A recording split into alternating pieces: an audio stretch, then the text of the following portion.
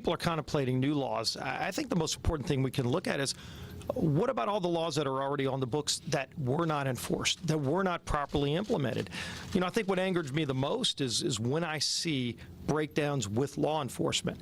The FBI had this guy's name on a silver platter, not just innuendo, and there were a lot of students in that school that said, we think he's going to be a school shooter.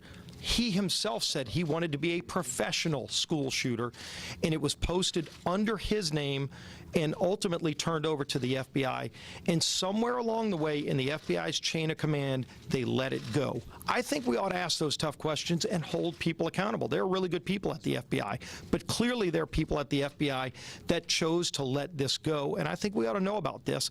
And then at the end of the day, when you look at local law enforcement, and the sheriff's been very outspoken in a lot of ways, but I think what angered me the most is that there was a sheriff's deputy trained and armed at the school, assigned to protect the school, and he hid out instead of protecting those students and confronting the shooter. I wouldn't be here right now if it wasn't for law enforcement confronting the shooter in my case.